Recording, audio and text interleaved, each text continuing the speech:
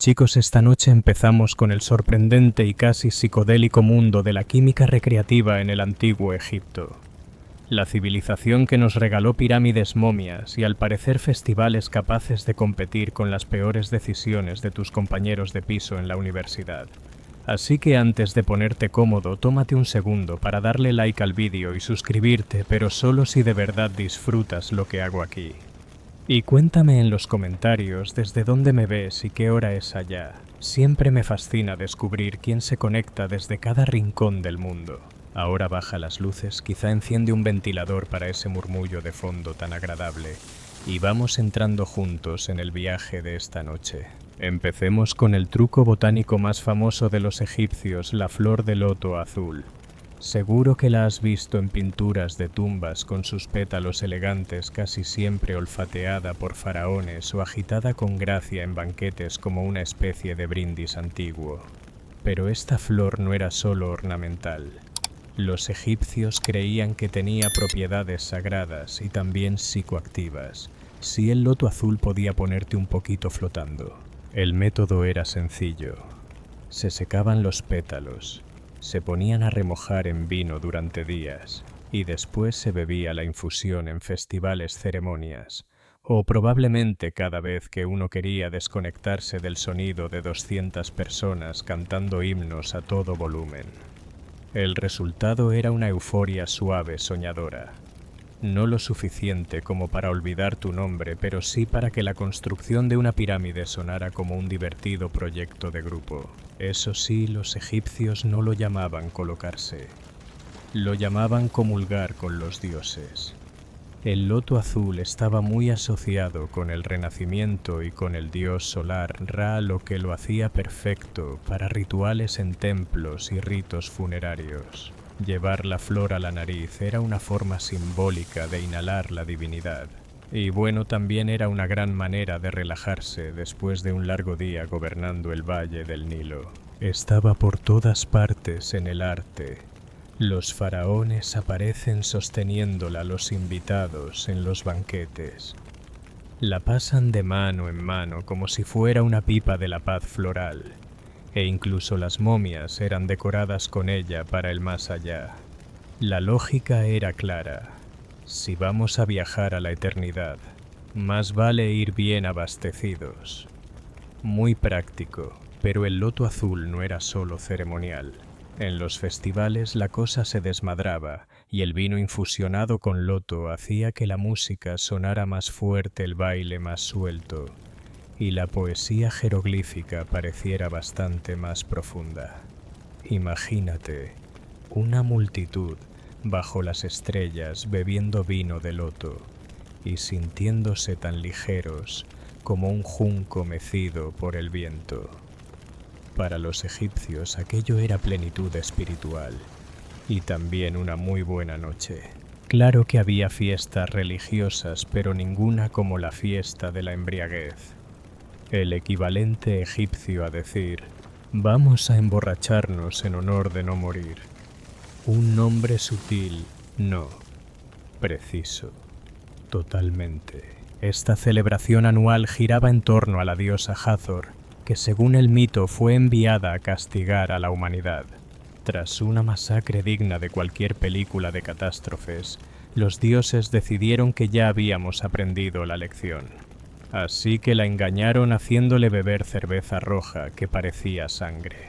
Se desmayó, despertó de buen humor y así de simple la humanidad se salvó gracias a una monumental borrachera divina. Para conmemorar esa heroica resaca, los egipcios se reunían cada año para quedar absolutamente destrozados. Y no de manera metafórica, el objetivo era beber hasta entrar en trance divino, lo cual suena poético. Hasta que recuerdas que eso solía significar desplomarse boca abajo en un patio de adobe rodeado de desconocidos, gritando alabanzas entre hipo y hipo. El ritual empezaba al amanecer con música, palmas y la ceremonia de pasar las copas. Los sacerdotes animaban a los asistentes con un bebe todo lo que tu corazón desee, que en realidad sonaba más a reto que a bendición. La gente golpeaba panderetas, bailaba en las calles y juraba haber visto a la diosa, aunque no estaba del todo claro si era Hathor o simplemente el lateral de una jarra de barro. Pero ojo, no era puro caos porque sí. Bueno, casi. La idea era honrar el equilibrio entre destrucción y alegría, recordando que incluso los dioses más coléricos podían ser apaciguados con una bebida lo bastante fuerte. Piensa en ello como teología mezclada con un campeonato de chupitos. Y lo mejor es que estaba socialmente aprobado. Nadie tenía conversaciones incómodas al día siguiente sobre lo que pasó en el bosque sagrado. Emborracharse era parte de la descripción del ritual. De hecho, si no acababas tirado resultaba sospechoso. ¿Por qué no alcanzaste la elevación espiritual Kumhotep? ¿Acaso odias a los dioses? Los estudiosos modernos describen la fiesta de la embriaguez como un ritual de renovación. Los participantes expulsaban sus miedos, sus inhibiciones, y probablemente el contenido del estómago, todo en una sola fiesta autorizada por lo divino. Al día siguiente, dolor de cabeza, arrepentimientos, quizá una cicatriz con forma de Anubis, pero también una limpieza espiritual. Y hablando de cerveza, olvídate de todo lo que crees saber. La cerveza egipcia no era dorada burbujeante ni remotamente parecida a lo que pedirías en un bar. Era espesa como una papilla y peligrosamente opaca. Tenía la consistencia justa para confundir tanto a tu camarero como a tu dentista. La cerveza en Egipto no era solo una bebida social, era casi un grupo alimenticio. Se hacía con panes de emmer medio horneados, remojados en agua, triturados y fermentados hasta convertirse en una papilla alcohólica, más parecida a una avena aguada que a una refrescante caña. El término técnico podría ser pan líquido. Y lo mejor, todo el mundo la bebía. Campesinos, sacerdotes, niños escribas, cualquiera que intentara sobrevivir en un mundo de calor abrasador, cocodrilos y trabajos forzados. Era densa en calorías, ligeramente embriagante y mucho más segura que el agua del Nilo. Incluso servía como forma de pago. Los obreros de las pirámides recibían su jornal en litros de cerveza diaria, lo que significa que media mano de obra egipcia levantaba bloques de piedra estando alegre y bien alimentada de gluten líquido. El sabor seguramente horrible, pero si vivías en el 1388, cubierto de arena y luchando por no morir de disentería, un tarro tibio de papilla. Alcohólica era alta cocina. Nada de espuma, ni cristal, ni gas. Solo jarras de barro, cañas con filtros para atrapar los trozos más grandes de pan y un compromiso nacional con ignorar la textura en boca. Esto era como el hijo perfumado de un boticario y un pastelero. Las recetas variaban según el templo, pero los ingredientes solían incluir mirra, miel, vino, pasas, canela, enebro, menta y cualquier otra especia que no estuviera siendo sacrificada en ese momento. Se mezclaba todo, se dejaba fermentar, se secaba en bolitas y luego se quemaban lentamente en los espacios sagrados hasta que todos se sentían profundamente espirituales o simplemente olvidaban por qué habían entrado allí. Se usaba en ritos de purificación que en realidad era código para: vamos a llenar esta sala con suficiente humo fragante como para borrar nuestros pecados o al menos la memoria de la fiesta de la embriaguez de anoche. Los templos no tenían ventilación, por cierto. Eso se consideraba arruinar la atmósfera. Imagínate dentro de un cubo de piedra caliza al lado de un sacerdote, sudando, agitando un cuenco humeante de kifai, como si fuera incienso para el alma, mientras un canto monótono en copto retumba de fondo. Las visiones no solo estaban permitidas, eran prácticamente inevitables. Ya fuese revelación divina o asfixia leve, daba igual, los dioses recibían su tributo de todas maneras. Para los egipcios el kifi no era un simple ambientador. Era medicina, perfume y ascensor espiritual todo en uno. Plinio el Viejo escribió más tarde que el kifi podía curar mordeduras de serpiente y mejorar el sueño, lo cual tiene sentido si asumimos que la meta manta era quedarse inconsciente del todo. Algunas recetas eran tan complejas que parecían manuales de IKEA en versión faraónica, 16 ingredientes, cada uno añadido en fases precisas bajo lunas específicas. Un milagro que algo llegara a prepararse. Pero una vez encendido el aroma flotaba sobre el Nilo como una máquina de humo sagrada señalando que algo divino ocurría, o que alguien estaba intentando tapar el olor del mercado de pescado del día anterior. Incluso en la muerte el kaifi persistía, se quemaba durante la momificación, se enterraba en las tumbas, y probablemente fue el responsable de que algún faraón terminara accidentalmente marinado como un asado de especias. En resumen, el kifi era la forma egipcia de decir: si no puedes beberlo, quémalo, e inhala profundamente. Si el loto azul era el amigo relajado de Egipto, y el kifi la reina dramática con máquina de humo, entonces la mandrágora era ese invitado algo desquiciado que invitas una vez y luego te arrepientes. Con sus raíces bifurcadas que parecían diminutos humanos y una reputación que asustaba incluso a sacerdotes veteranos, la mandrágora era menos un remedio herbal y más un reto botánico. Se usaba en la medicina egipcia como analgésico y posible afrodisíaco, combinación siempre aterradora. La mandrágora se ganó su sitio en las recetas de los templos y en los papiros médicos con la misma reverencia cautelosa que se tenía hacia los animales salvajes o hacia un faraón de mal humor. El papiro Ebers, ese manual médico que suena a la asignatura de Hogwarts, menciona la mandrágora para el insomnio, la fertilidad y el corazón, lo cual suena noble hasta que recuerdas que una dosis equivocada podía enviarte directo a un paro cardíaco. Verás, la mandrágora contiene alcaloides como escopolamina y atropina, compuestos que alteran el sistema nervioso, y de vez en cuando te convencen de que tu cama se está derritiendo.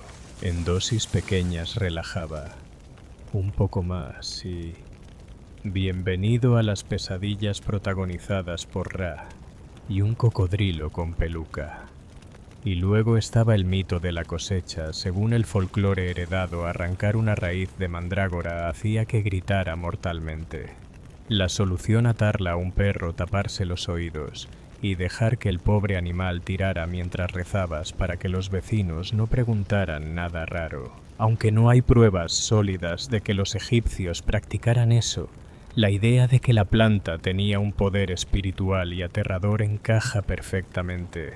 La mandrágora podía usarse en ritos de fertilidad, o incluso añadirse a la cerveza para los que preferían sus alucinaciones con un regusto a raíz. No era hierba de diario, era para sacerdotes, magos y gente dispuesta a aceptar consejos médicos de un hombre cubierto de pan de oro. Usada con cuidado, podía inducir sueño, calmar dolores y quizá inspirar un poema sensual. Usada de forma imprudente, te despertabas 4 días después convencido de ser un escarabajo. Y entre los vastos papiros de la sabiduría médica egipcia, entre remedios contra mordeduras de cocodrilo y amuletos para miembros inflamados, aparece una mención discreta: el Shemshemet. Sí, cannabis. Porque cuando se trataba de aliviar dolores, los egipcios no solo confiaban en la intervención divina o en mascar cañas hasta olvidar los problemas. A veces echaban mano de algo un poco más herbal. El cannabis aparece en textos como el papiro Ebers y el papiro de Rameseum, sobre todo como tratamiento para inflamaciones, dolores oculares y molestias ginecológicas. Sí, ginecológicas.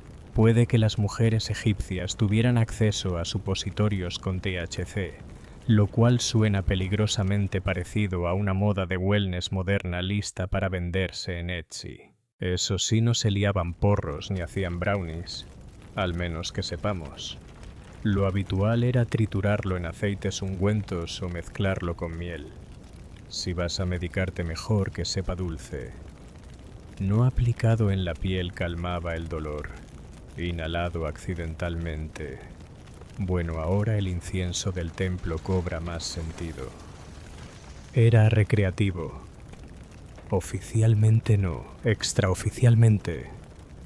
En un mundo de 50 grados con poca fontanería y cocodrilos impredecibles, nadie iba a culparte por medicarte de más. Y si tu sumo sacerdote empezaba a hablar demasiado confiado con las estatuas, ¿quién podía asegurar que no era sabiduría divina? Hay pruebas físicas, también análisis de residuos en momias y tumbas han encontrado restos de cannabis junto con opio y nicotina. Puede ser evidencia farmacológica fascinante, o las ofrendas funerarias más sospechosas de la historia. Y no olvidemos a los sacerdotes hombres entrenados para cantar durante horas, interpretar sueños y mirar fijamente el humo hasta que algo les devolviera la mirada. Si en sus rituales entraba cannabis, no era por diversión, era para hablar con los dioses, o como mínimo con la pared. En algún rincón tenue y perfumado de la botica del templo, detrás de los lagartos secos y ungüentos sagrados, estaba la reserva de opio. Pequeñas cápsulas arrugadas importadas del Mediterráneo oriental y guardadas como un secreto divino, porque cuando tenías peste, dolor o la espalda rota por pirámides, a veces rezar no bastaba. El opio no era originario de Egipto, pero entró por el comercio probablemente desde Chipre o Creta. Y los egipcios, que eran entusiastas tempranos de todo lo útil, lo adoptaron rápido.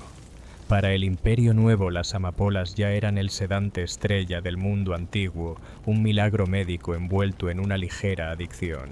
No solo calmaba el dolor, facilitaba partos, aliviaba la tos, apaciguaba estómagos y hasta hacía que los cantos cósmicos del templo sonaran con ritmo. Se tomaba en bebidas, píldoras o, como no, en supositorios. Era básicamente el equivalente farmacéutico de «Shh, tranquilo, no pasa nada». Naturalmente tenía un sitio fijo en los botiquines de los templos, administrado por sacerdotes que también eran médicos, seguramente diciendo cosas como «esto aliviará la tensión divina de tu bazo». Los textos nunca lo llaman directamente opio. Sería demasiado fácil. Hablan de extractos de la amapola con la misma vaguedad con la que hoy se habla de sabores naturales. Nada tranquilizador, era solo medicinal. No del todo. Siempre había una línea borrosa entre la elevación espiritual y una siesta gloriosa. Para los egipcios más poderosos, especialmente en la momificación, el opio quizá fue parte del viaje final. ¿Qué mejor forma de enfrentar el inframundo que totalmente relajado y ajeno al escarabajo paseando por tu nariz? Como tantas sustancias sagradas en Egipto, el opio era parte cura, parte consuelo y parte caos controlado. Usado con sabiduría calmaba. Usado mal convertía a los acólitos en bailarines desubicados, pero en un mundo de taladros dentales, serpientes y tormentas de arena, un poco de magia somnolienta valía oro. El vino, por su parte, era símbolo de sofisticación. Una bebida de dioses, un brindis a Osiris. Pero que no te engañen las ánforas elegantes. Aquello podía golpearte como un accidente de carro de guerra, sobre todo cuando venía aderezado con un extra bastante potente. El vino egipcio no era solo zumo de uva fermentado, eran infusiones pócimas y en ocasiones experimentos psicotrópicos en toda regla. Se aromatizaba con mandrágora, loto azul, mirra o incienso, ingredientes que suenan muy espirituales, hasta que te das cuenta de que seguramente se añadían para potenciar el ambiente. Los festivales religiosos eran el escenario perfecto para estas pócimas potentes. En la fiesta de la embriaguez, por ejemplo, los participantes no bebían vino para apreciar el terroir. lo engullían para alcanzar la desconexión metafísica. La idea no era estar alegre, era tambalearse entre dimensiones, quizá bailando con un sacerdote vestido con piel de leopardo. Estos brebajes cargados aparecían incluso en los textos médicos como remedios, lo cual ya dice bastante sobre la creatividad. Dolor de cabeza. Prueba un vino con loto fermentado. Articulaciones doloridas. Un poco de vino rojo con incienso envejecido. 2 semanas en una vasija de barro. Angustia existencial. Eso requería supervisión sacerdotal y probablemente una esterilla en el suelo. Y no eran solo los mortales quienes disfrutaban de esta terapia líquida. Se creía que los dioses también apreciaban una buena ofrenda de vino especiado. Se derramaban tinajas enteras en los templos, se dejaban en las tumbas y se usaban en ceremonias para ayudar a que lo divino descendiera a las estatuas, o al menos se tambaleara en su dirección general. Aclaremos, esto no era vino de mesa. Según los aditivos, estos brebajes sagrados podían calmar nervios, aliviar dolores o lanzar un banquete de verano directo al territorio psicodélico de culto mistérico. Y como todo era ritual, nadie cuestionaba la dosis. Si la sala daba vueltas, era espiritual. Si te desmayabas en el jardín de lotos, eso era comunión divina. Para los egipcios el vino no era solo una bebida. Era un vehículo hacia la iluminación, hacia el sueño, o hacia los brazos de un dios cocodrilo bastante confundido. Y para una civilización obsesionada con el orden, el ritual y la geometría tenían la mente sorprendentemente abierta respecto a los estados de trance. De hecho, los alentaban. Eso sí, no durante la contabilidad.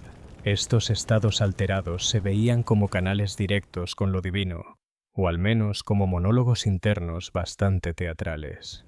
La posesión divina no demoníaca era tratada como un ascenso religioso, no como una emergencia médica. Si una bailarina del templo comenzaba a convulsionar en medio de la danza, no la sacaban de prisa. La aplaudían. Hathor había llegado aparentemente y tenía opiniones firmes sobre el ritmo de la pandereta. Los trances se alcanzaban con la clásica combinación de tambores repetitivos, cantos rítmicos, humo, privación de sueño y vino con misteriosos flotadores. El resultado, arrebatos de profecía, jadeos dramáticos y la siesta ocasional en el suelo. Sacerdotes y sacerdotisas estaban entrenados para alojar dioses como si fueran huéspedes de Airbnb, dejándolos entrar en sus cuerpos durante el ritual. Eso incluía cambios de voz, postura y una repentina necesidad de anunciar frases crípticas mientras miraban fijamente al fuego. En muchos templos era simplemente otro miércoles. Para un observador externo parecía un desmayo colectivo. Para los egipcios era la forma en que llegaban los mensajes divinos. A veces los dioses aconsejaban, a veces regañaban y a veces exigían más pastel, lo cual dice bastante sobre la teología y el apetito antiguo. El trance no siempre era voluntario. Hay relatos de poseídos por deidades entre gritos, sacudidas y cantidades sospechosas de incienso. Mensajes divinos. O simplemente lo que pasa cuando respiras 4 horas de humo de kaifi junto a un brasero encendido. Difícil saberlo. Lo cierto es que cuando terminaba el trance, la persona volvía a la normalidad desorientada, sudando, pero viva. El ritual concluía con aplausos, un sorbo de vino sagrado y quizá una siesta detrás de una columna mientras alguien limpiaba la baba santificada. A ojos modernos, la posesión divina parecería una mezcla de performance y golpe de calor. Para los egipcios era la cima de la experiencia religiosa, el instante en que lo divino atravesaba la barrera de piedra arenisca de la realidad para soltar unos cuantos consejos crípticos. Y pensarías que la muerte bastaría para dejar de recibir invitaciones a fiestas. Pero no en Egipto. La línea entre vivos y muertos Era más una sugerencia suave como no nades después de comer o no grabes jeroglíficos borracho. Los egipcios no solo respetaban a los muertos, los incluían en los planes sociales. No es metáfora. Durante festivales como la hermosa fiesta del valle, las familias visitaban las tumbas cargando cestas de comida, jarras de cerveza y el ambiente general de un picnic si el picnic se hacía en una necrópolis. Se sentaban frente a la tumba, comían, bebían y hablaban con los difuntos, lo que normalmente significaba conversar con la pared y esperar que la abuela apreciara el pescado en escabeche. Muchas tumbas tenían puertas falsas, portales tallados a través de los cuales los muertos podían recibir ofrendas. Si era en espíritu o solo disfrutando del olor no estaba claro. En cualquier caso, los egipcios creían que los difuntos podían seguir disfrutando de la comida, la bebida, la música y hasta un buen chisme. Así que naturalmente les organizaban fiestas. Había música, incienso, libaciones. Y a veces los vivos se emborrachaban tanto que terminaban llorando, confesando secretos o sentándose por accidente encima de las ofrendas. Era como una reunión familiar, pero con menos discusiones y bastante más líquido de embalsamamiento.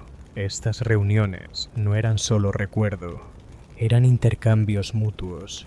Los vivos alimentaban a los muertos, y los muertos, en teoría, bendecían a los vivos a cambio.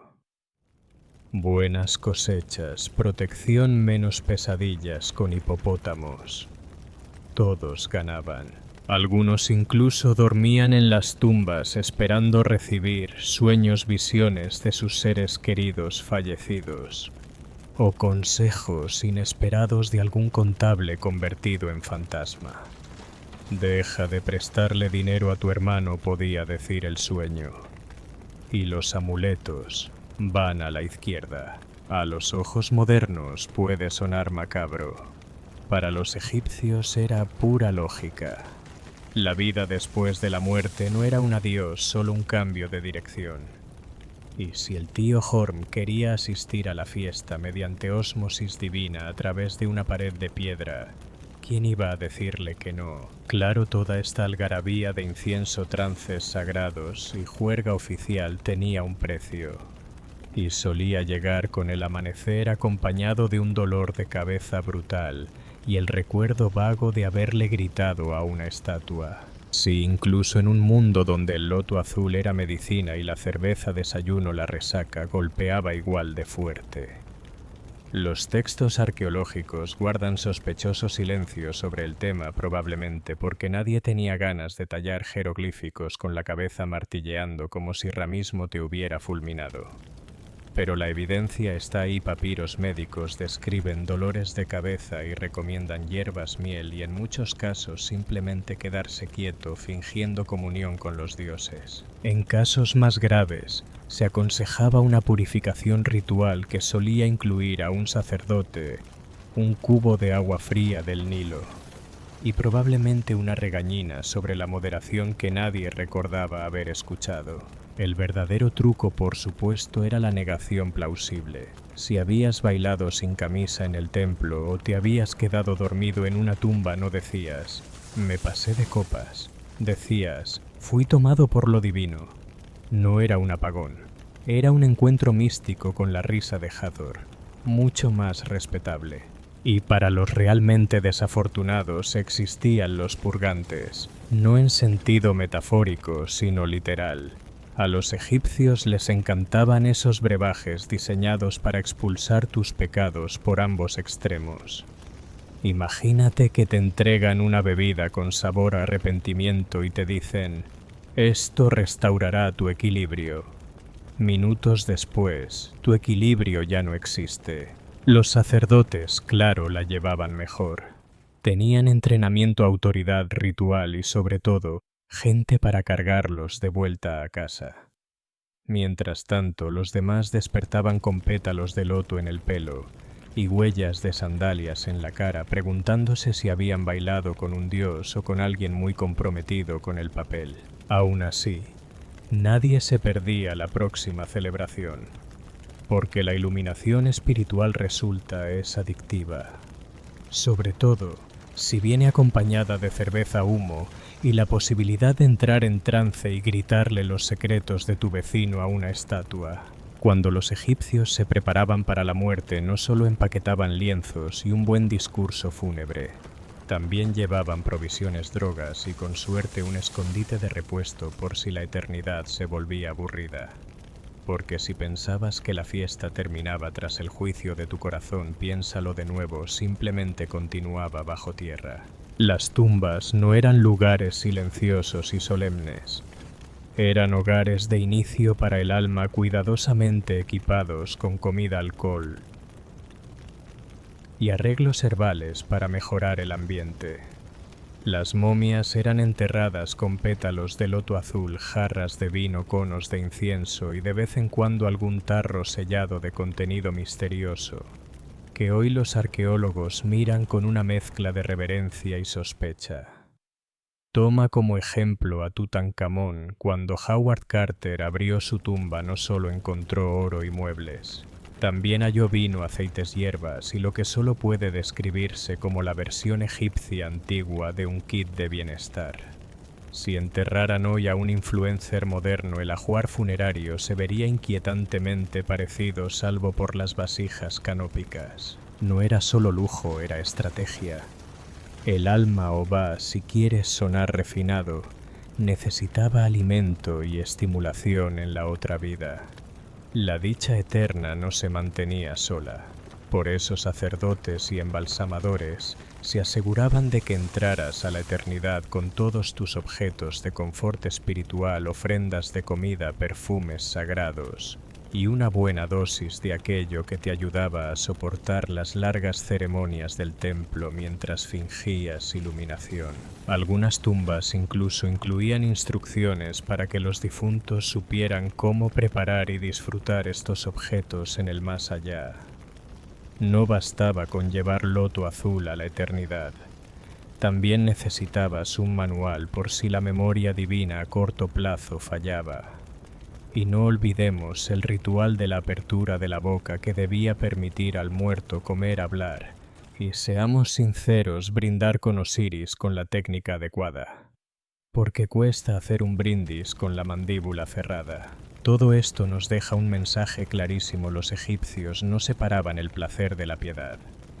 Si algo los acercaba a los dioses en vida, aunque fuera una flor psicoactiva macerada en vino, debía ir a la tumba junto a tus amuletos, tus reposacabezas de lino y probablemente un paquete de inicio de sueños. Egipto nos dio pirámides, momias y delineador capaz de bloquear el sol.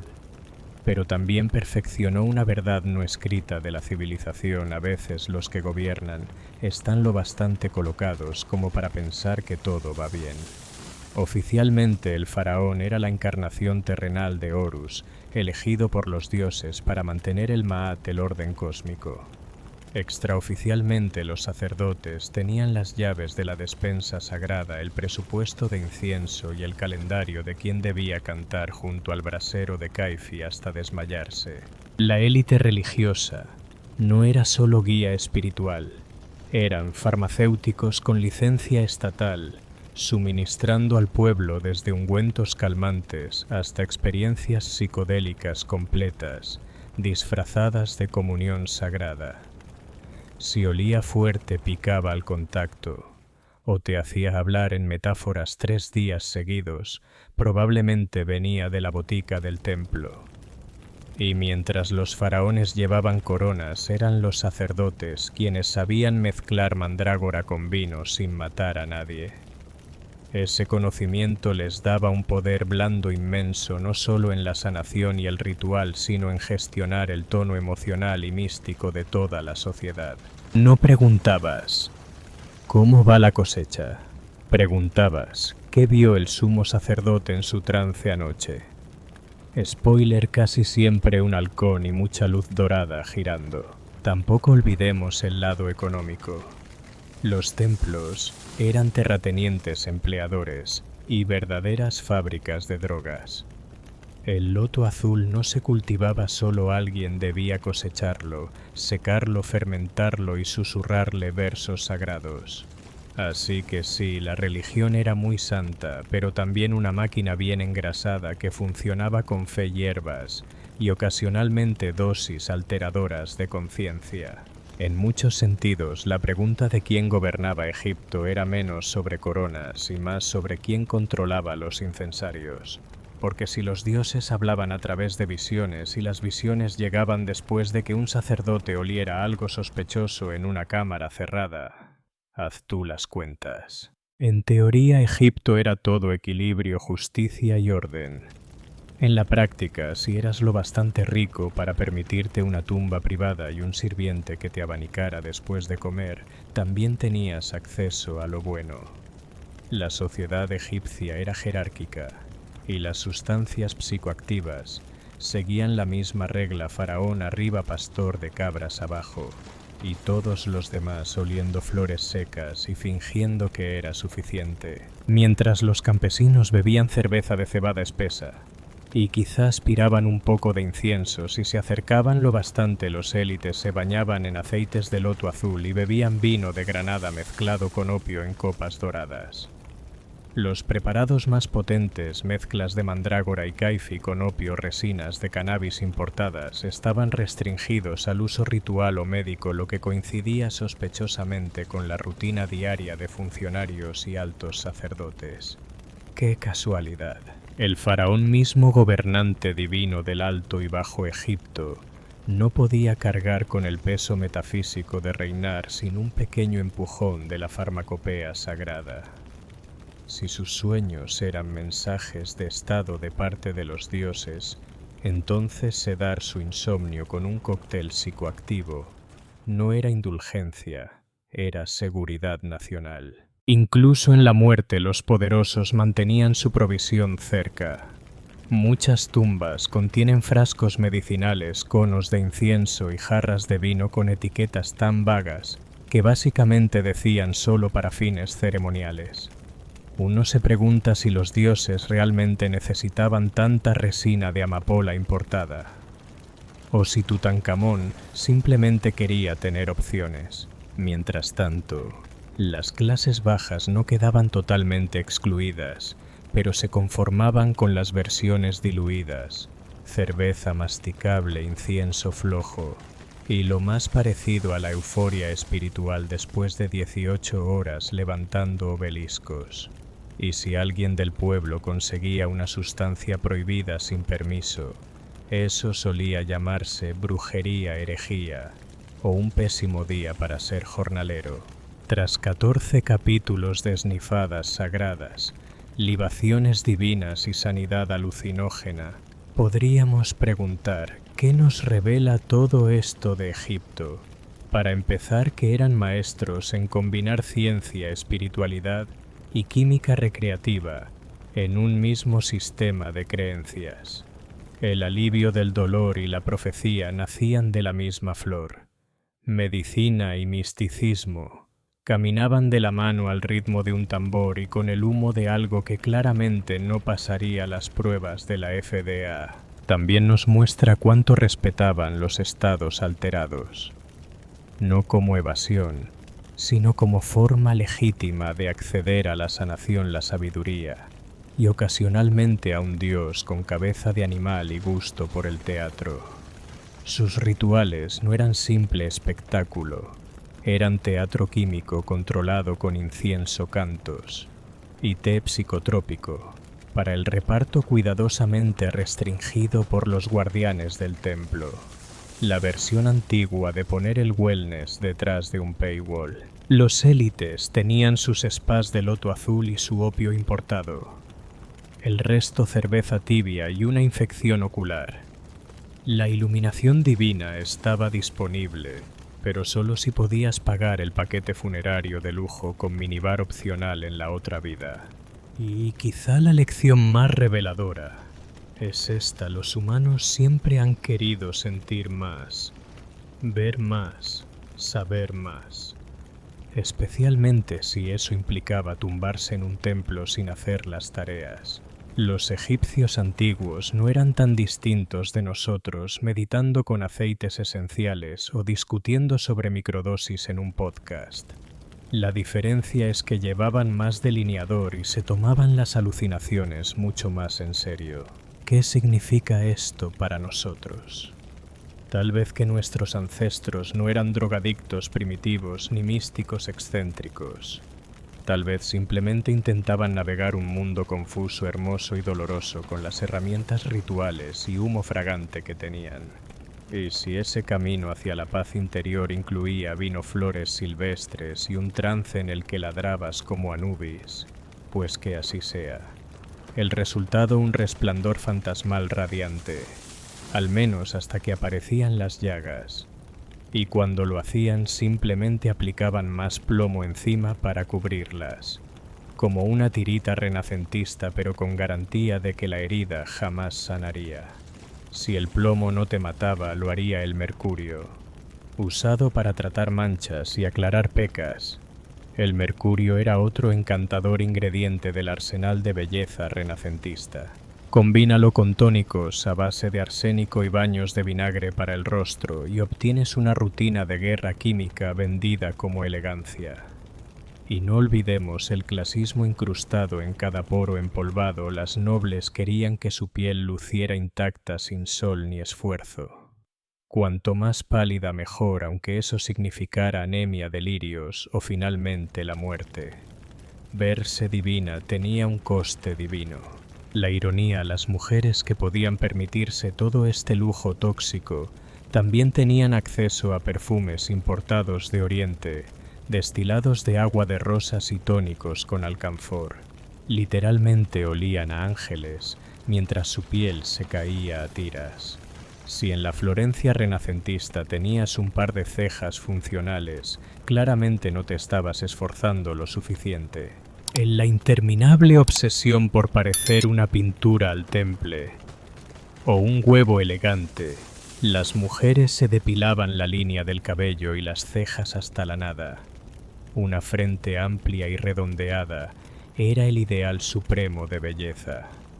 Cuanto más alta tu frente, más noble e inteligente parecías, así que voluntariamente arrancaban filas de pelo con pinzas telas ásperas o incluso conchas marinas. No era un capricho de un día, era mantenimiento rutinario, un ritual semanal de dolor y precisión.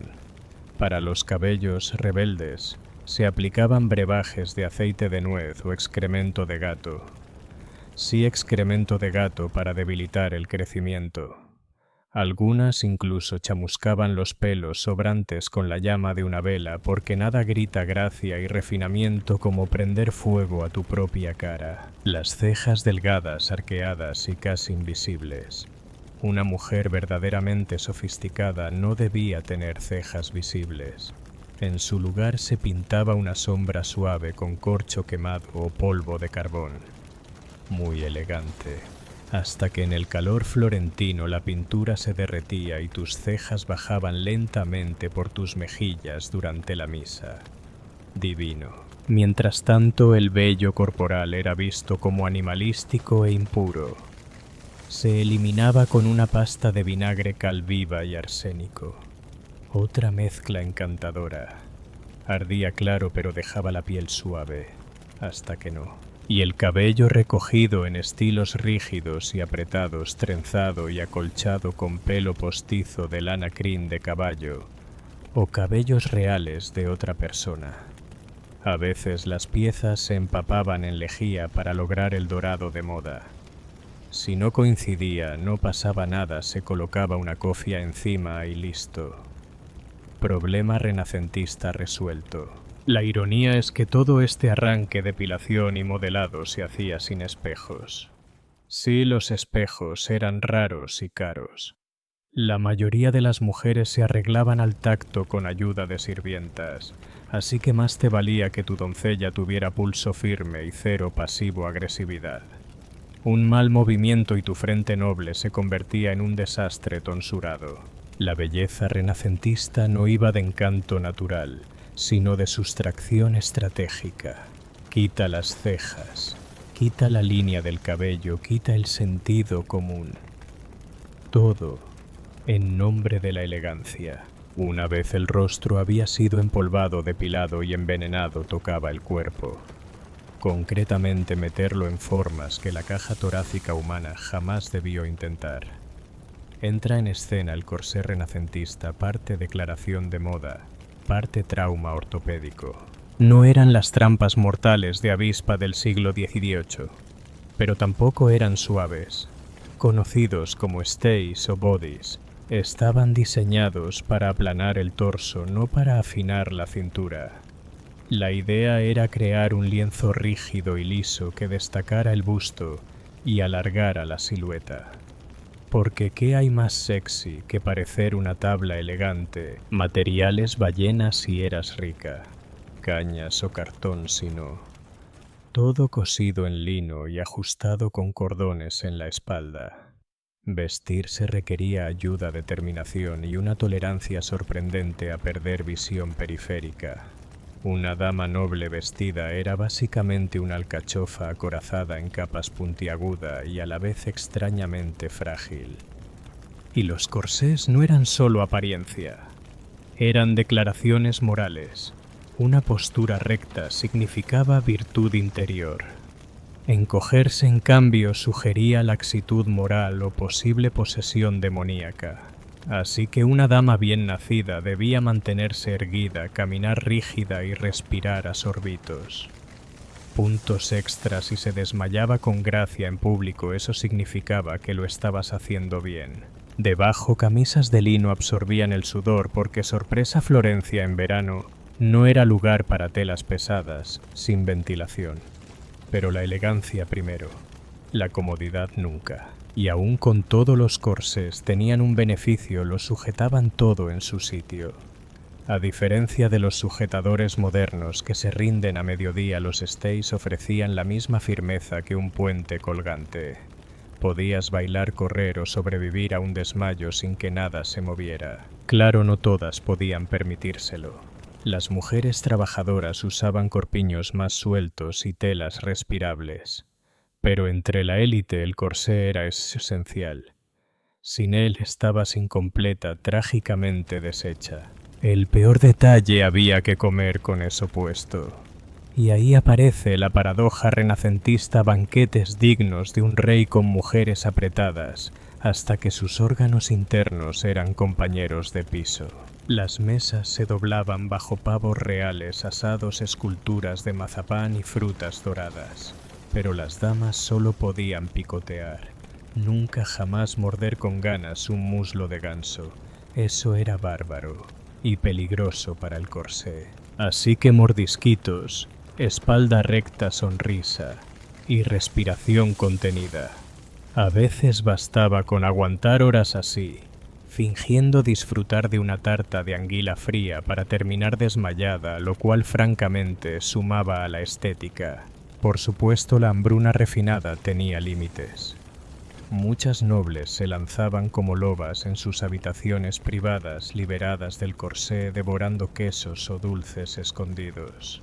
Sí, incluso las reinas de belleza del Renacimiento tenían su alijo secreto de midnight snacks, solo que jamás lo admitirían. Y había reglas: los pepinos estaban mal vistos porque aguaban la piel. El vino, en cambio, estaba recomendado, sonrojaba las mejillas.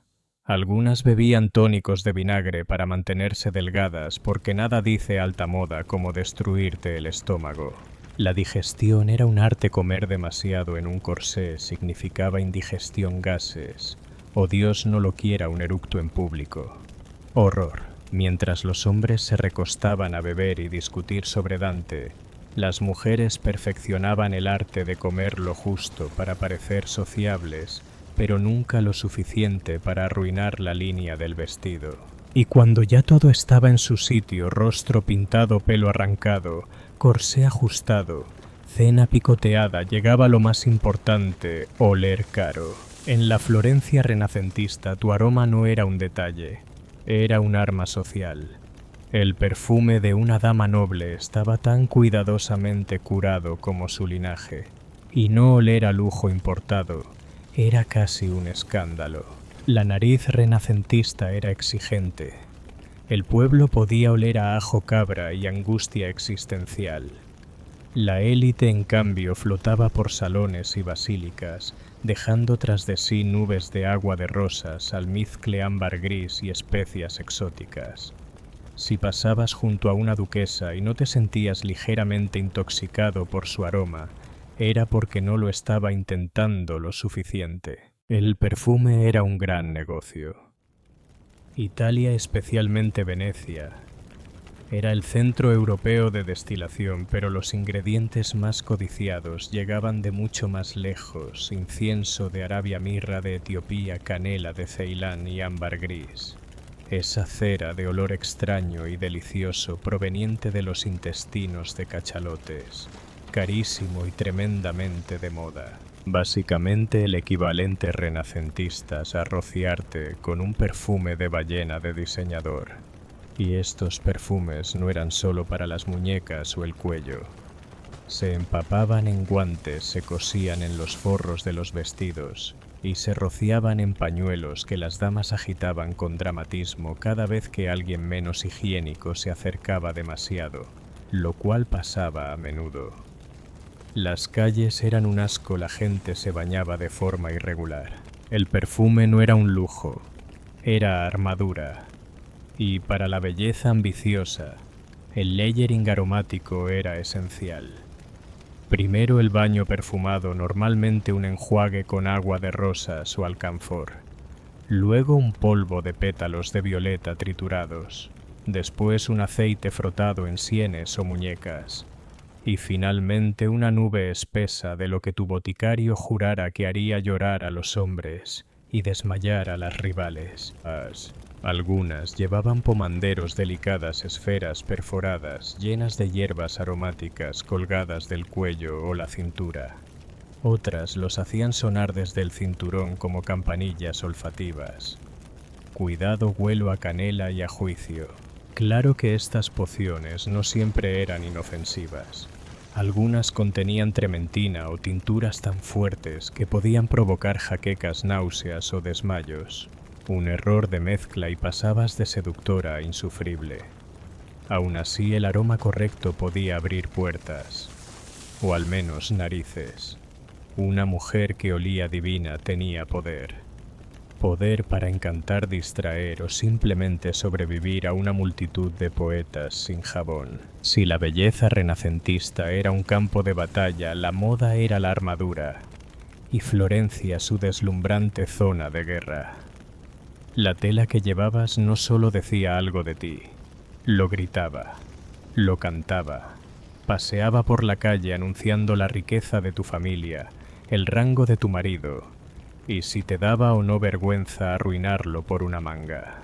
El terciopelo era la joya de la corona, importado, teñido y tejido con el cuidado de una reliquia sagrada. Grueso, pesado y absurdamente caro. Llevarlo en verano era toda una declaración si te estabas asando, pero eras importante. Luego venía el brocado, que no se conformaba con color. Traía patrones, leones, viñas, escenas religiosas enteras tejidas en hilo de oro. Y no hablamos de discretos detalles, eran vestidos que podían servir de retablo. Cuanto más intrincado el diseño, más tiempo y dinero requería, y más orgullosamente podías mirar por encima del hombro las mangas inferiores de las demás. Las mangas, por cierto, eran desmontables, un detalle práctico convertido en deporte competitivo. Las damas ricas tenían armarios enteros solo de mangas, combinándolas como hoy se presume de bolsos de diseñador. Bordadas, abullonadas, rasgadas, incrustadas de perlas, algunas tan elaboradas que necesitaban su propio sistema de almacenaje, y a veces sus propios sirvientes. Los colores también hablaban. Azules profundos y carmesíes se lograban con tintes raros como lapislázuli o cochinilla tan caros que se guardaban como tesoros. Solo los ricos podían permitírselos y las leyes suntuarias intentaban y fracasaban en restringirlos a la nobleza, porque las leyes aburrían, los vestidos no. Incluso las capas interiores eran ornamentadas. Las chemises llevaban encaje. Las enaguas asomaban con destellos de seda. Los ceñidores accesorios tipo cinturón no eran solo decorativos, podían estar incrustados de gemas y tener bolsillos ocultos para perfume, libros de oración, o quizá notas de venganza. Pero todo esto costaba. Literalmente, un solo vestido podía valer más que un año de salario de un artesano. Y aún así no era opcional, cada evento social era un escenario y cada atuendo una declaración. Repetir vestido era suicidio social. La moda no se detenía en los tobillos, aunque siendo justos nadie debía verlos. La modestia dictaba que los pies permanecieran escondidos bajo capas de brocado y seda. Una pena, porque el calzado renacentista podía ser ridículamente teatral. Empecemos con los chopines, el zapato más exagerado jamás inventado. Básicamente plataformas altísimas, mitad sandalia romana, mitad zancos. Originarios de Venecia, nacieron para mantener los vestidos lejos del barro y la peste de las calles. Con el tiempo la función cedió a la moda y las plataformas crecieron. Algunas alcanzaban medio metro de altura. Sí, medio metro. Caminar con ellas requería equilibrio, entrenamiento y a menudo un sirviente a cada lado. Hacerlo sola era hazaña atlética y riesgo social. Una caída no era solo perder dignidad, podías llevarte media boda por delante. En Florencia no llegaron a tales extremos, pero la tendencia se filtró. Las mujeres ricas usaban zapatillas delicadas puntiagudas de terciopelo bordadas con seda y forradas de piel. Eran zapatos de interior. En la calle se protegían con patens, plataformas de madera o corcho atadas debajo. Práctico, salvo cuando tropezabas y te destrozabas las rodillas en el adoquinado. El footbinding no existía en Italia, pero la presión de tener pies pequeños sí. Los zapatos eran estrechos, puntiagudos y nada aptos para caminar. Pero ¿qué importaba? Una dama no andaba, flotaba de la litera al salón palaciego, dejando tras de sí pétalos aplastados y arcos rotos. Y estaban las medias finamente tejidas en seda o lana, sujetas a la rodilla con cintas. A veces perfumadas, porque si alguien veía un destello de tu pierna, al menos que oliera delicioso. Las mujeres de clase baja, claro, llevaban cuero resistente o zuecos. Pero entre la nobleza el calzado era un arma secreta, invisible, impráctico y carísimo. Todo transmitía un único mensaje: las verdaderas damas no caminaban, flotaban. Tras horas de ser empolvada, depilada, encorsetada, perfumada, rellenada y subida a plataformas, ¿qué seguía? Bailar, por supuesto. Porque nada completaba el ritual de belleza renacentista como intentar deslizarse por un suelo de mármol pulido con 20 kilos de tela y apenas 2 pulgadas de aire en los pulmones. Los bailes cortesanos eran cosa seria. Nada de jolgorio tabernario. Eran lentos, elegantes y milimétricamente coreografiados. Cada paso ensayado, cada movimiento simbólico. Pisar mal podía significar ineptitud social. Tropezar un escándalo. Equivalía a gritar "no poseo nada" en lapislázuli y salir corriendo descalza al arno. Para las damas nobles, bailar era prueba de compostura. Las danzas más populares, como la pavana o la gallarda, le exigían deslizarse con precisión, mirar con modestia, y jamás bajo ningún concepto respirar por la boca. Eso se consideraba indigno. Mala suerte, porque el corsé no dejaba respirar hondo. Cada salto de gallarda era una apuesta contra el desmayo. Aún así era crucial. La gracia en la pista de baile valía tanto como la dote. Los padres contrataban maestros de danza como hoy se contratan diseñadores de luces para influencers. Aprendías a girar, a hacer una reverencia, a abanicarte lo justo para ser misteriosa, pero no tanto como para parecer sudorosa. El objetivo irradiar control sin esfuerzo, aunque tus zapatos te destrozaran y tus costillas gimieran. Y además era estrategia social. Bailar ofrecía la oportunidad de interactuar, aunque brevemente, con hombres elegibles. Manos enguantadas rozándose miradas durante una reverencia, perfumes que se mezclaban. Era flirteo con notas al pie. Pero un paso de más, una palabra fuera de lugar, o Dios no lo quiera, una risa, y arruinabas toda tu estética de piedad elegante. Mientras tanto, el ruido de fondo era un coro de juicios. Otras mujeres criticaban tu vestido, tu peinado, tu postura. Los sirvientes cuchicheaban, los tutores se angustiaban y tú mantenías la ilusión de que nada importaba. Pero sí, un paso torpe podía perseguirte semanas. Así que bailabas, sonreías, aguantabas, y cuando la música al fin paraba pedías permiso para repolvar tu sarusa sudorosa antes de la segunda ronda. Cuando los invitados se marchaban y las velas se derretían en charcos de cera, la noble dama renacentista divina, deslumbrante y delicadamente muriéndose por dentro, volvía a sus aposentos. Pero dormir, aún no. Primero la rutina nocturna renacentista. Spoiler, no era autocuidado, era deterioro controlado. Paso 1, la desmascarada. Aparecían los paños de lino, el agua de rosas y las claras de huevo. El maquillaje de plomo había que retirarlo suavemente. No porque fuera delicado, sino porque frotar demasiado se llevaba la piel contigo. Muchas mujeres usaban una mezcla de aceite de almendras y vinagre para levantar las capas de maquillaje, esperando que la piel debajo no estuviera demasiado devastada. Spoiler, casi siempre lo estaba. Luego venía el turno del cabello, o de lo que quedaba de él. Con cuidado, se soltaban las horquillas y las trenzas postizas. Cualquier adhesivo usado para mantener las pelucas frontales debía disolverse con tónicos herbales. Todo esto mientras rezaban para que el excremento de gato y la cal, viva que se habían aplicado días atrás para depilarse, no hubieran dejado calvas permanentes, sin presión.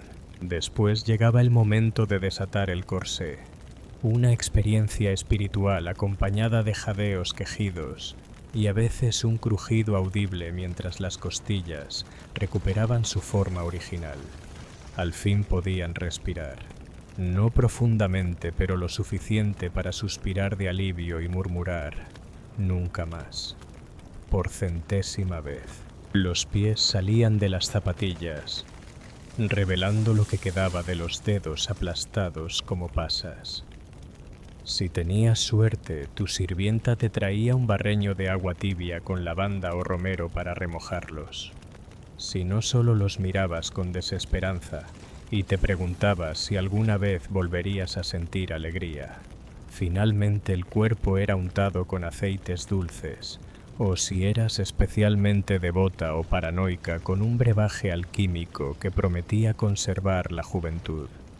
No importaba que oliera a cobre viejo y probablemente llevara escarabajos pulverizados. Belleza es dolor, y posiblemente peste.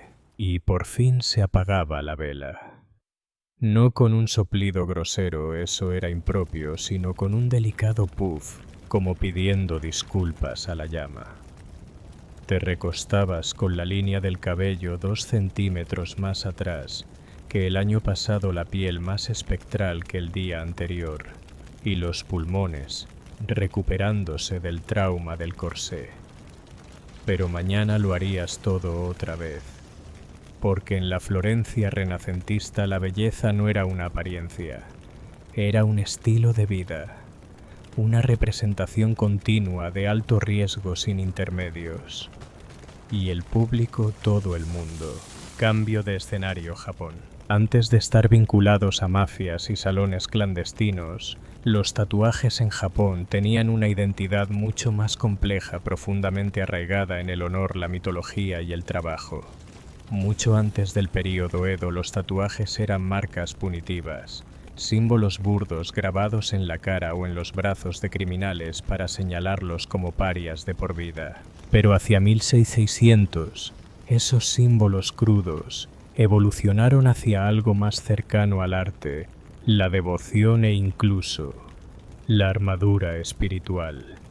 En el Japón de Edo, la sociedad estaba rígidamente estructurada. Los samuráis tenían espadas, los mercaderes reglas y el resto restricciones. El shogunato Tokugawa imponía códigos estrictos de vestimenta y conducta, especialmente sobre las clases bajas. Las telas lujosas y las joyas llamativas eran exclusivas de la élite, pero la naturaleza humana siempre encuentra una rendija. Para los hombres comunes, obreros, bomberos y jugadores, el tatuaje se convirtió en una forma de recuperar belleza, estatus e identidad. Si no podías llevar brocado por fuera, ¿por qué no llevarlo en la piel? Y así florecieron los tatuajes de cuerpo completo en la clandestinidad, escondidos bajo ropa sencilla, pero revelados en los baños públicos, festivales o en la intimidad. No eran diseños al azar, eran historias. Brazos cubiertos de dragones en espiral, torsos con fénix, carpas, coiflores de cerezo, deidades budistas y héroes del folclore.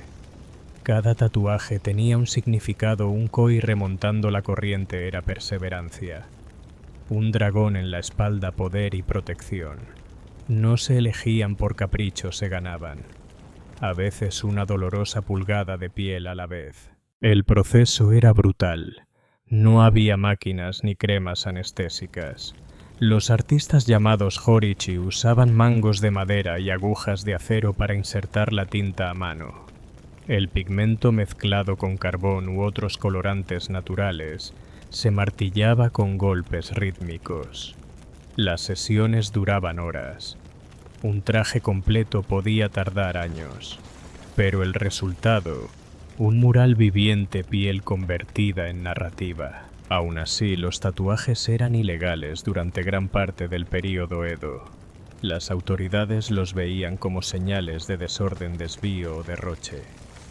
Y sin embargo, el arte del Irezumi prosperó en las sombras, respetado por algunos, temido por otros e invisible para la élite gobernante.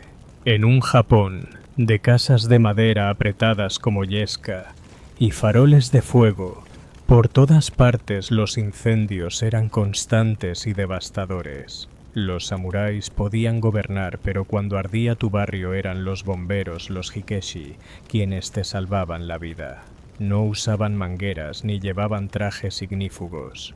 Portaban ganchos, hachas y coraje puro.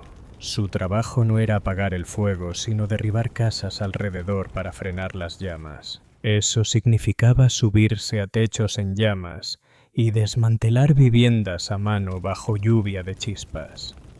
Naturalmente, desarrollaron una cultura de bravura, dureza y hermandad. Y en el centro de esa cultura, los tatuajes. Trajes completos Irezumi Horimono eran insignias de honor entre los hikeshi.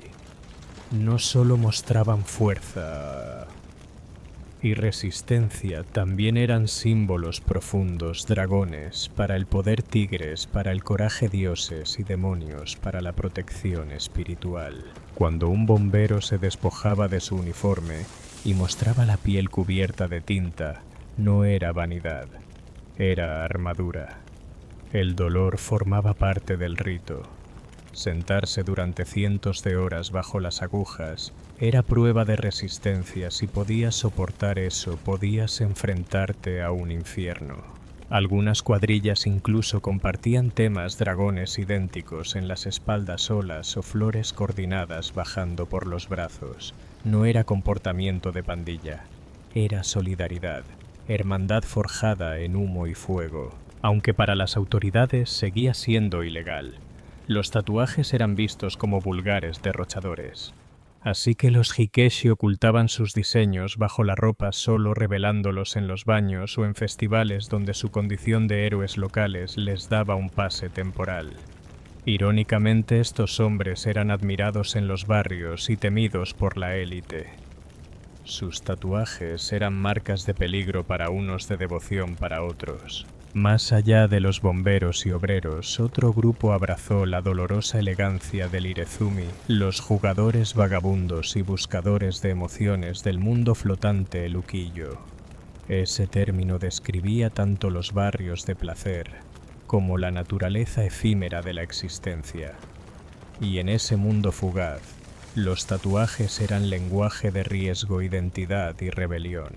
Muchos eran bakuto, jugadores profesionales que recorrían el país con dados, cartas y un talento para desplumar a samuráis de sus estipendios. Sin organización formal al principio, vivían según códigos propios de lealtad y dureza. En una sociedad que los marginaba, los tatuajes devolvían dignidad, transformaban una vida marginal en una de significado. Sus diseños eran atrevidos, provocativos y visibles en los lugares adecuados. Guerreros fieros, dioses de la fortuna, serpientes enroscadas. No eran las tintas contemplativas de los monjes, ni los símbolos de orgullo cívico de los bomberos.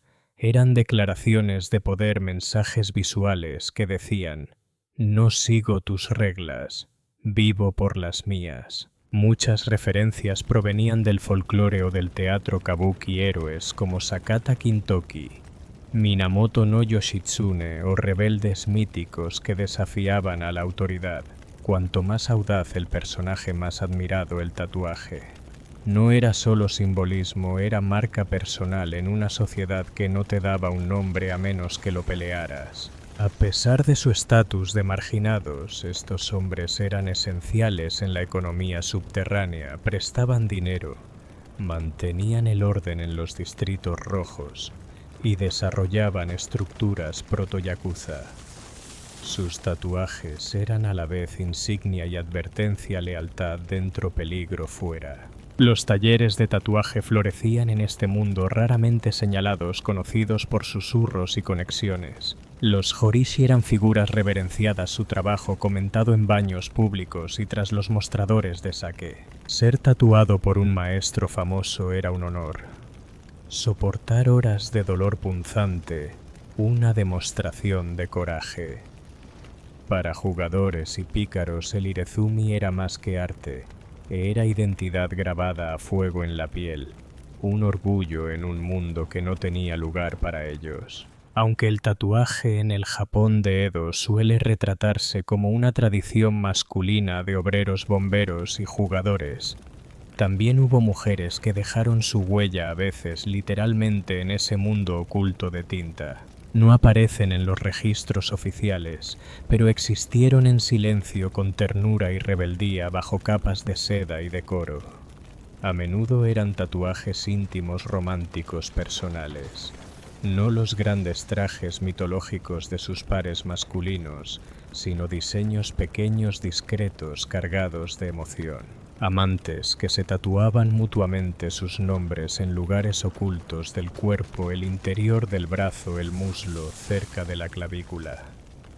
Un gesto conocido como Irezumi Chobun, los tatuajes de amor. Una frase popular grabada en la piel femenina era: Inochi Azukasu, te confío mi vida. No era solo un voto. Era una rendición emocional escrita con dolor. Los hombres a veces llevaban inscripciones similares, mostrando un compromiso más fuerte que cualquier boda oficial. En el ukiyo, el mundo flotante de los distritos de placer, estas prácticas eran comunes entre amantes, cortesanas y geishas.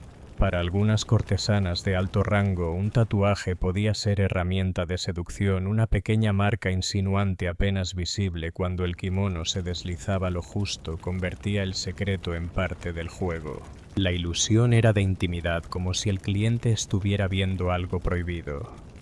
La realidad, ese mismo tatuaje podía haber sido mostrado a decenas de hombres, todos creyendo que era un privilegio único.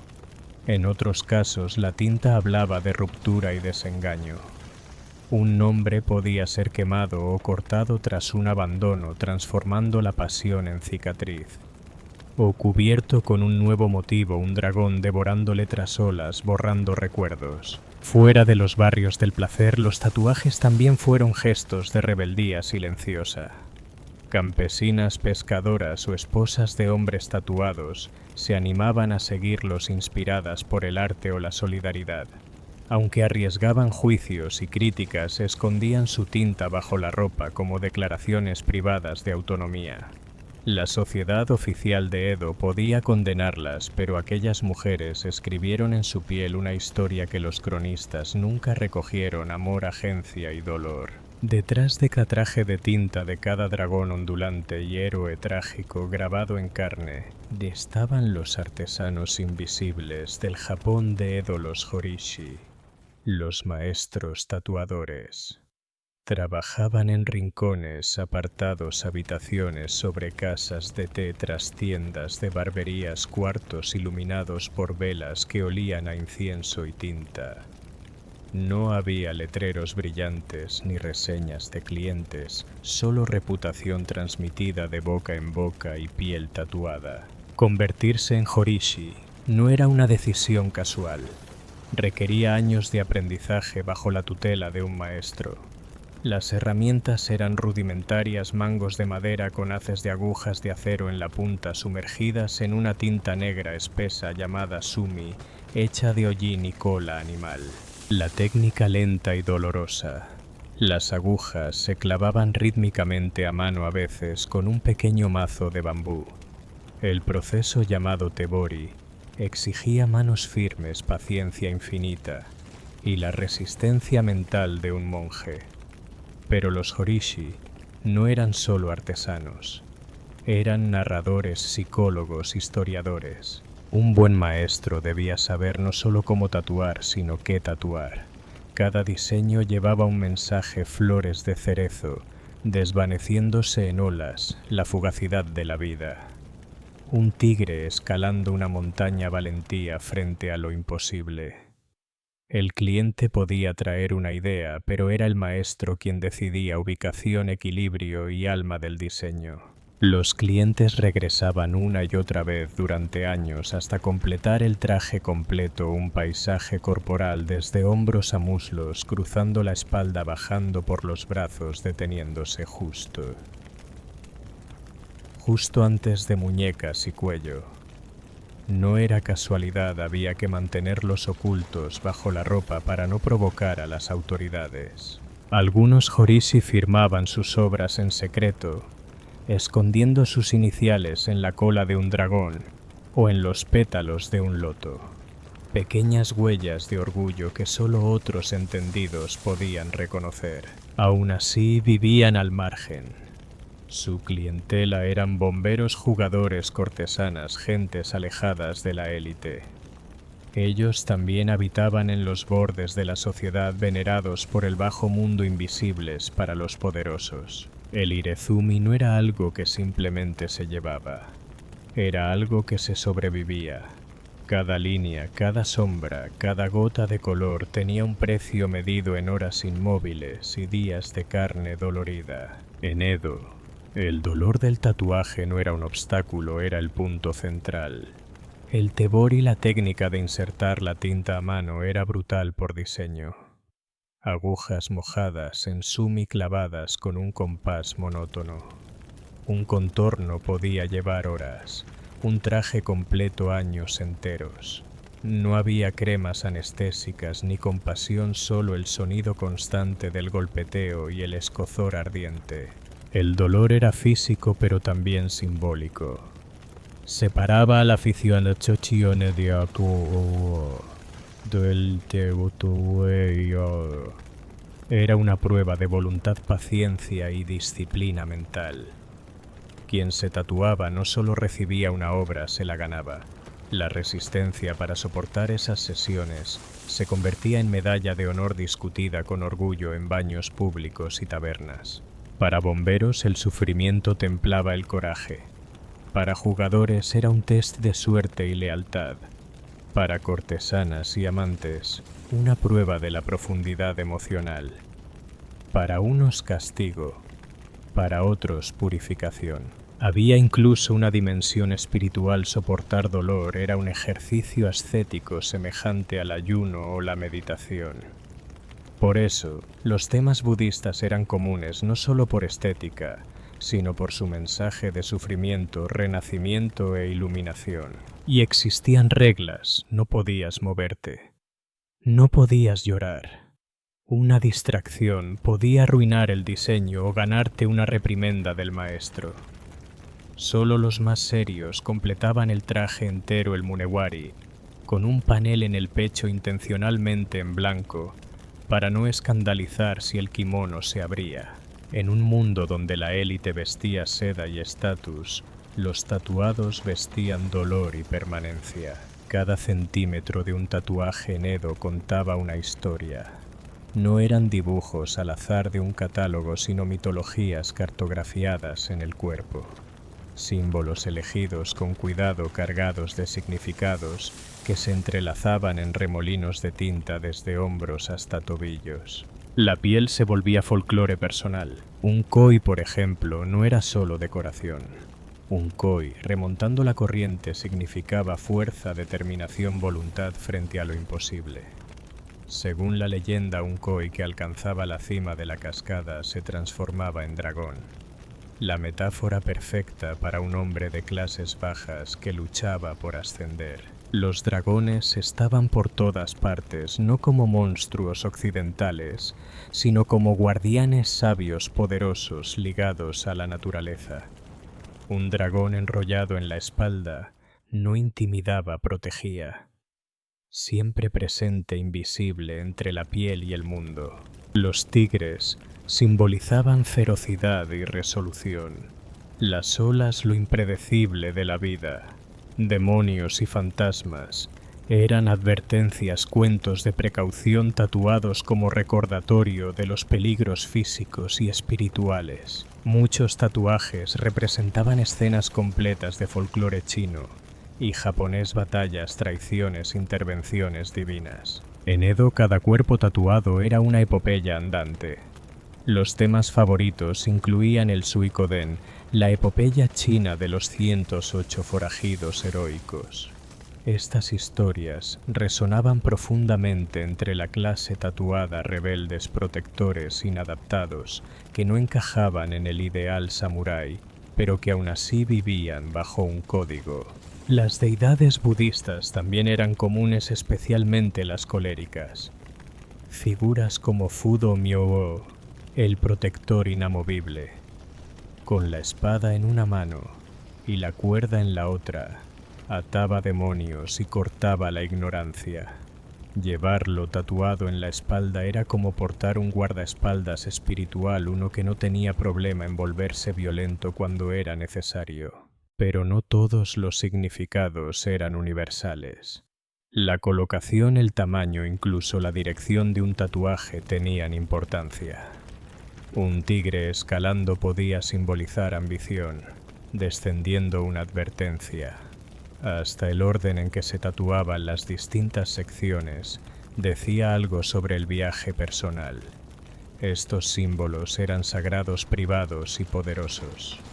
Y en una sociedad donde las palabras podían traicionar los tatuajes, se convirtieron en la forma de expresión más honesta. Con el paso del período, Edo, la vibrante cultura subterránea del Irezumi, antes un código secreto de honor entre obreros, bomberos y jugadores, empezó a chocar con las nuevas actitudes sociales y con la paranoia creciente de la clase gobernante. Lo que antes se admiraba en baños ocultos y casas de té pasó a asociarse con crimen, desviación y deshonra. El punto de quiebre llegó cuando el gobierno endureció el control sobre la conducta pública. El tatuaje, ya mal visto de forma extraoficial, comenzó a cargar con una reputación peligrosa, sobre todo al hacerse más visible entre los bakuto, los jugadores y otros grupos criminales que con el tiempo darían origen a la yakuza. Ellos fueron de los pocos en llevar trajes completos de tinta a la vista, y a medida que se organizaban también lo hacía el estigma. Irónicamente, muchos de estos criminales habían empezado como marginados. No se tatuaban para provocar miedo, sino para recuperar identidad. Pero cuando los sindicatos del crimen adoptaron la tinta como marca de pertenencia, territorio y lealtad, la percepción pública cambió. A los ojos de la policía daba igual que tu dragón simbolizara coraje o que tu koi significara perseverancia. Para ellos, la tinta era sinónimo de criminalidad. En el siglo XIX, el gobierno respondió con prohibiciones más estrictas. A principios de 1800, el tatuaje fue oficialmente proscrito, aunque la aplicación de la ley variaba según la región y el inspector. Los talleres de los orishi se volvieron aún más clandestinos. Los clientes pedían citas con lenguaje cifrado, y los artistas desarrollaron técnicas para ocultar diseños bajo capas de tinta o integrarlos en motivos más grandes para despistar a las autoridades. El estigma no era solo legal, sino también social. Un tatuado podía ser rechazado en baños públicos, vetado en templos o negado en matrimonio por familias respetables. La piel marcada pasó de símbolo de valentía o espiritualidad a tabú vulgar, peligrosa, incluso malvada. Pero la tinta no desapareció. Simplemente se hundió más hondo bajo la piel y bajo el radar. Por cada prohibición surgía un nuevo diseño, un nuevo escondite, un nuevo cliente dispuesto a sufrir dolor por algo con sentido. El Irezumi no murió. Se ocultó como un dragón enroscado esperando. Con la restauración Meiji de 1868, Japón se lanzó a la modernidad ansioso por mostrarse como civilizado ordenado y sobre todo occidental. En esa nueva imagen los tatuajes no tenían cabida. El Irezumi, con toda su profundidad cultural, fue declarado una mancha. El gobierno redobló la represión. Tatuarse no solo era criminal, ahora era vergonzoso, algo salvaje y deshonroso. Los diplomáticos extranjeros quedaban horrorizados ante los trajes de tinta de la clase trabajadora de Edo. Y Japón, desesperado por ser aceptado por Occidente, respondió empujando el tatuaje más al subsuelo que nunca. Y sin embargo ocurrió la paradoja. Mientras se prohibía a los japoneses, el tatuaje se convirtió en atracción turística. Marineros británicos y estadounidenses acudían en masa a los puertos para llevarse un pedazo de arte oriental exótico en la piel. Así, la misma tradición que Japón intentaba enterrar fue preservada irónicamente por los extranjeros cuya aprobación buscaba. Los horishi se adaptaron, cambiaron su clientela, escondieron más sus talleres y mantuvieron vivo el tebori. Los linajes de maestros y aprendices sobrevivieron en susurros, transmitiendo técnicas, símbolos y herramientas dentro de familias o círculos artísticos cerrados. En el siglo XX, el Irezumi se entrelazó profundamente con la yakuza. El traje completo oculto bajo el traje de negocios se convirtió en un emblema de lealtad y de miedo en el mundo criminal. Una vez más, la tinta era dolor, honor y secreto, pero sin la gracia folclórica de los bomberos de Edo, ni el mito del koi ascendente. El arte seguía ahí, pero el público le había dado la espalda. Incluso hoy la sombra de ese estigma perdura. Aunque el mundo entero celebra la cultura del tatuaje en Japón, aún persiste la sospecha. Muchos onsen, gimnasios y hasta playas prohíben la entrada a tatuados. El miedo a la asociación criminal sigue vivo, aunque la tinta sea inocente. Pero los tiempos cambian. Una nueva generación de artistas japoneses está reclamando el Irezumi, no como rebeldía, sino como herencia. Los museos empiezan a preservar los diseños antiguos. Amantes del arte e historiadores reconocen por fin la maestría de sus creadores.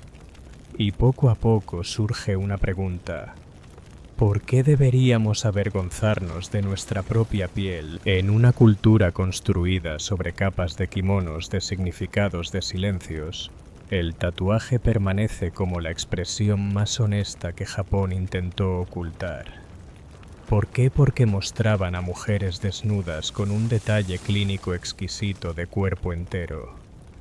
Senos, caderas, genitales, nada quedaba fuera. Y aunque el propósito oficial era educativo, digamos que no todos los lectores estaban ahí por el sistema linfático. Las ilustraciones solían presentarse con cierto aire artístico.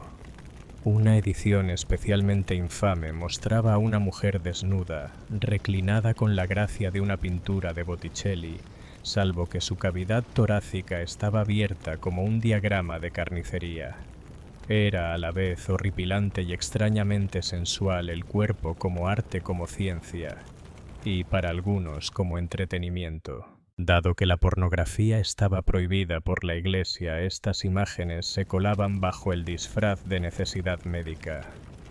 Un joven sorprendido con un grabado sugerente podía encogerse de hombros y alegar que estaba estudiando. El hecho de que la página estuviera doblada y manoseada era irrelevante. Algunos impresores incluso aprovecharon el doble atractivo.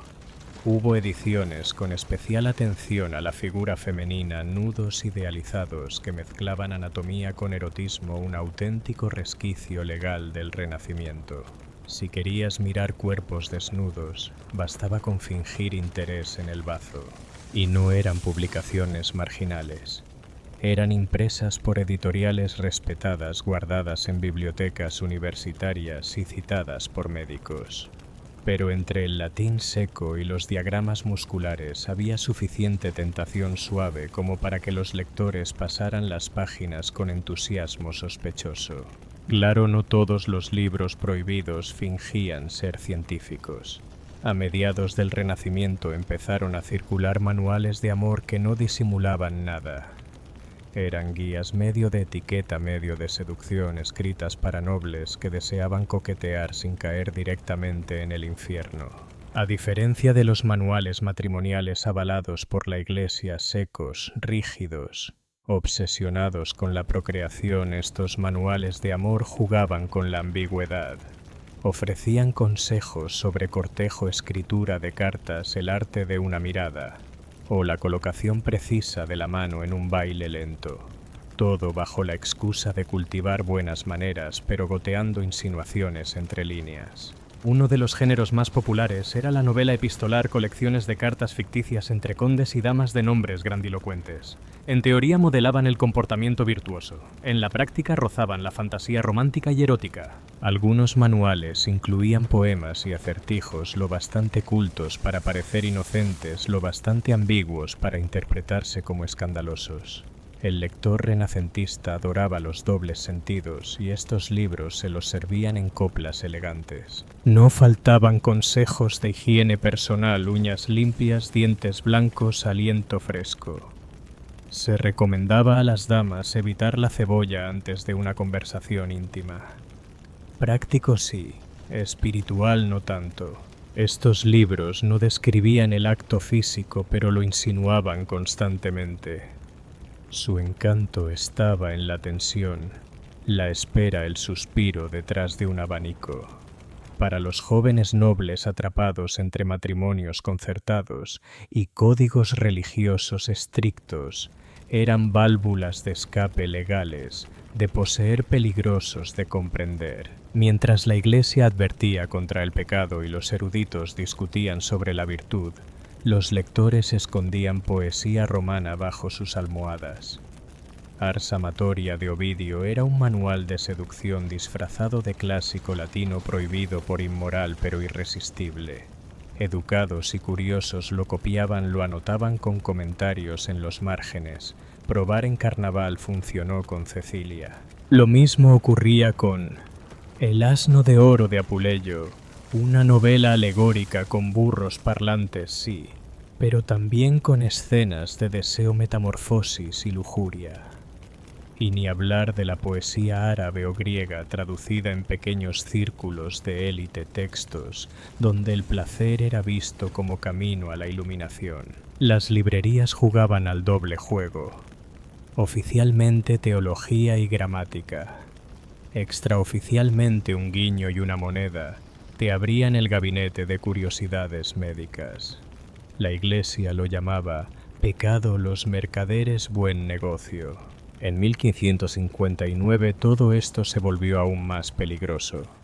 El Papa Pablo IV publicó el Index Librorum Prohibitorum, la lista negra de libros heréticos o demasiado tentadores. Ahí estaban desde tratados protestantes hasta manuales de astrología pasando por Ovidio y Boccaccio.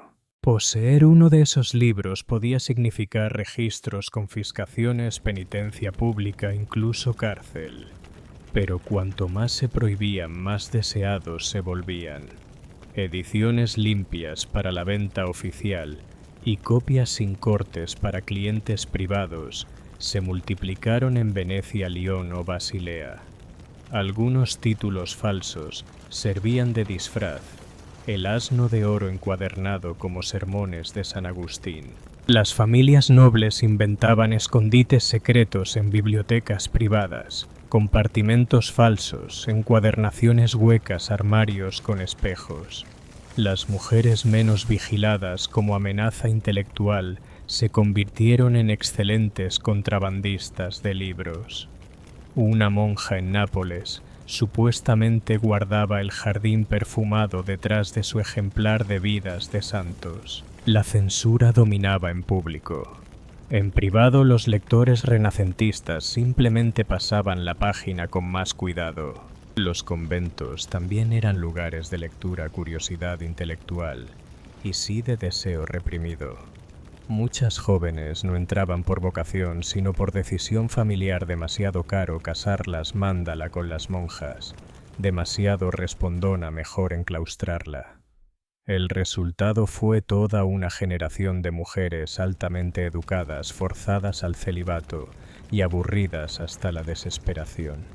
¿Dónde encontraban respiro? En la biblioteca del convento. A simple vista, aquellas colecciones parecían piadosas vidas de santos, comentarios teológicos, poesía devocional.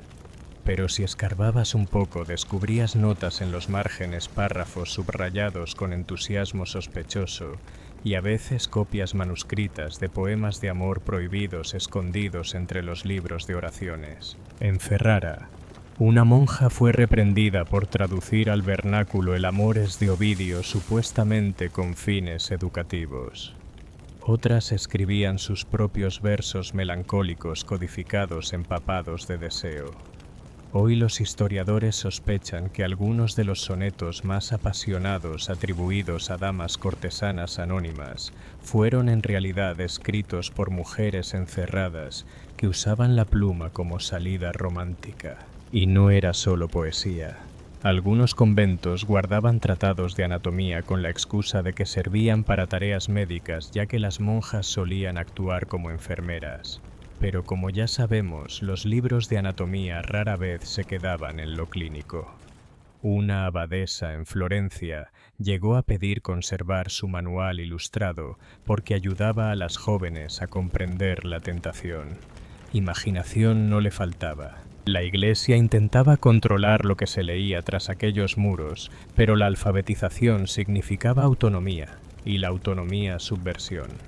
Los textos prohibidos circulaban en secreto, memorizados, copiados a mano, marcados con señales discretas. Para algunas el olor a tinta y pergamino era más embriagador que el incienso. Y en las noches silenciosas tras vísperas y confesión, una joven monja podía encender una vela y abrir un libro gastado. No de escrituras, sino de algo más cálido. Un poema, un relato, un fragmento robado de un mundo que nunca tocaría, pero que podía imaginar. Porque a veces lo más prohibido no era el deseo, era la libertad. Pero no todos los libros prohibidos estaban en bibliotecas.